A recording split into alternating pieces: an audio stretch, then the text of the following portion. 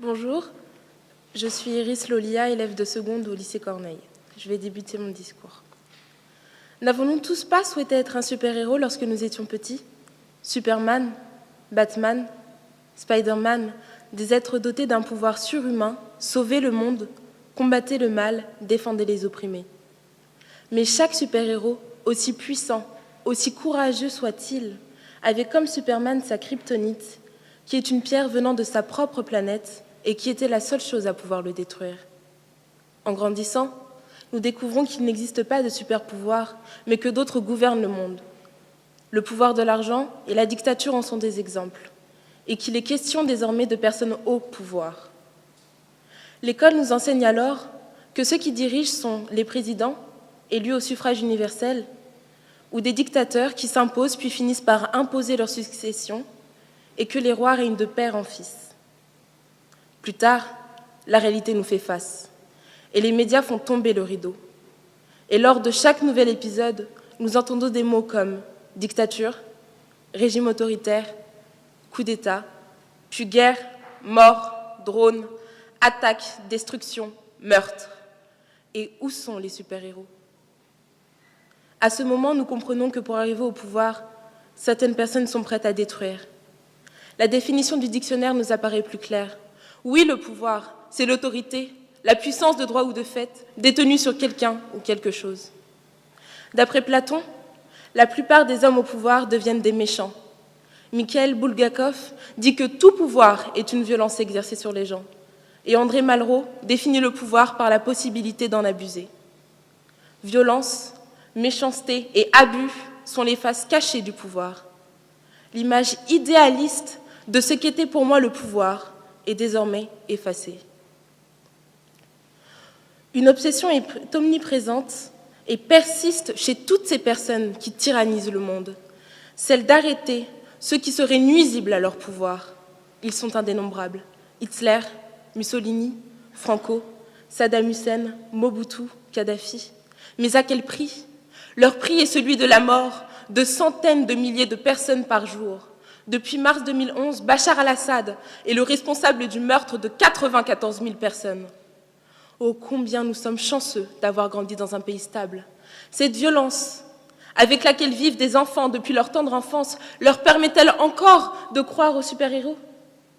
Mais ces enfants ont-ils déjà rêvé, ne serait-ce en secret, de la paix?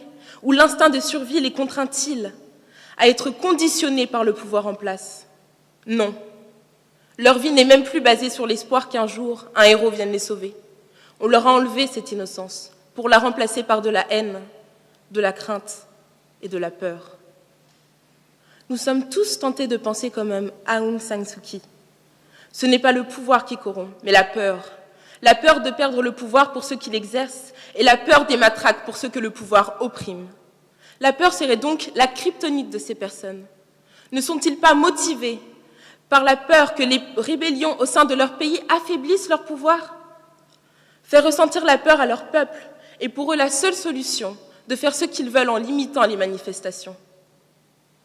D'après Aung San Suu Kyi, peuple assujetti à une loi de fer et conditionné par la crainte a bien du mal à se libérer des souillures débilitantes de la peur.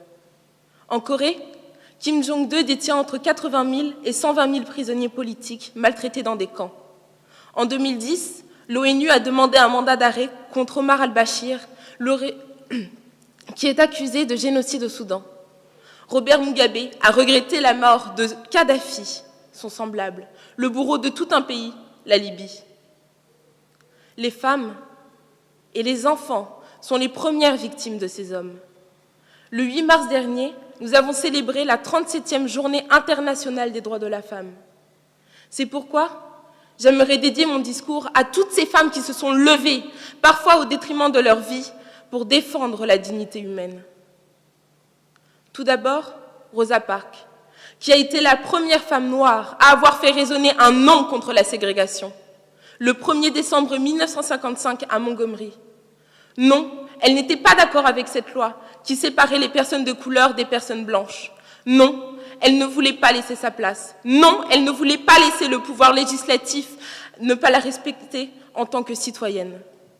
Puis, Dalila Mbarek, qui se bat actuellement pour faire adopter à son pays, la Tunisie, des valeurs modernes, pour, comme elle le dit, la Tunisie de demain. Ces efforts ont été récompensés fin janvier 2014 par l'adoption d'une nouvelle constitution qui met au premier plan le respect des droits de l'homme et du citoyen. Ensuite, Samaria Sbeck. Depuis 2011, elle est réfugiée en France, mais cela ne l'empêche pas d'appeler et d'encourager son peuple à la révolution contre le régime syrien, par le biais d'un blog. Pour finir, Aung San Suu Kyi, qui a prôné les droits de l'homme et du citoyen pendant la dictature birmane. Elle a été récompensée en 1991 par le prix Nobel de la paix. Fraternité, liberté, égalité, fraternité sont nos trois piliers fondamentaux en France. Ces trois piliers que nous devrions chérir particulièrement et nous devrions être fiers de notre pays, qui m'offre aujourd'hui cette liberté à moi, jeune fille de 15 ans, de partager avec vous, sans armes, sans matraque, sans fusil pointé sur moi, le fond de ma pensée.